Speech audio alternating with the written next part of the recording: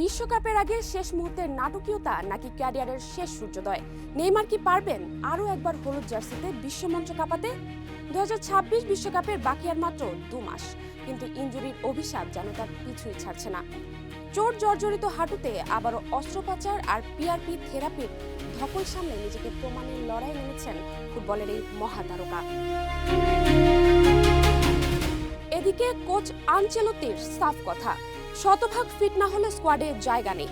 এমন কঠিন সমীকরণে নিজের শৈশবের ক্লাব সান্তোসকে সাথে নিয়ে এক মহা পরিকল্পনা সাজিয়েছেন নেইমার। কিন্তু 34 বছর বয়সী এই জাদুকরের শরীর কি পারবে সেই ধকল সইতে? সান্তোস এখন নেইমারকে ঘিরেই তাদের সব পরিকল্পনা সাজিয়েছে। আগামী 18 মে ব্রাজিলের চূড়ান্ত স্কোয়াড ঘোষণার আগে ক্লাবটি চায় তাকে টানা 14টি ম্যাচের মধ্যে অন্তত 13টিতে মাঠে নামাতে। মূলত ম্যাচ ফিটনেস ফিরে পেতেই সান্তোস কোচ কুকা নেইমারকে নিয়ে একটি মিনি প্রিসিজন শুরু করেছেন। তবে ঝুঁকি এড়াতে কোমা সুদামেরিকানার উদ্বোধনী ম্যাচে তাকে বিশ্রাম দেওয়া হয়েছে।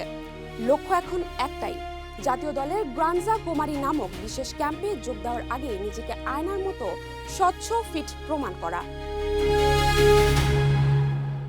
মাঠের লড়াইয়ের চেয়েও বড় লড়াই এখন চলছে নেইমারের জিম আর রিহ্যাব সেন্টারে।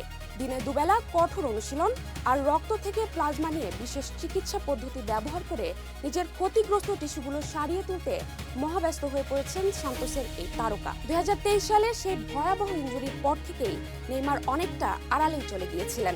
পালমেইরাসের কৃত্রিম ঘাসের মাঠের মতো বড় চ্যালেঞ্জগুলোর সামনে রেখে এখন প্রতিটি পদক্ষেপ নেওয়া হচ্ছে অতি সাবধানে, যাতে কোনোভাবে ব্রাজিলিয়ান সুপারস্টারের বিশ্বকাপের স্বপ্নটা আবার ভেঙে না যায়।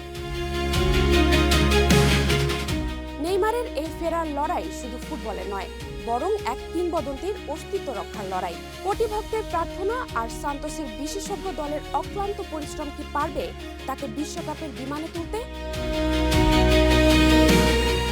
18 মে আনচেলোত্তির ঘোষিত তালিকায় নেইমারের নাম থাকবে কিনা তা নিয়ে এখন পুরো ফুটবল বিশ্ব অপেক্ষার প্রহর তুলছে। শেষ পর্যন্ত নেইমার কি পারবেন তার সাম্বার ছন্দে সারা বিশ্বকে আরও একবার মুগ্ধ করতে, নাকি ইনজুরি হবে তার ব্রাজিলের হয়ে ক্যারিয়ারের ট্র্যাজিক সমাপ্তি?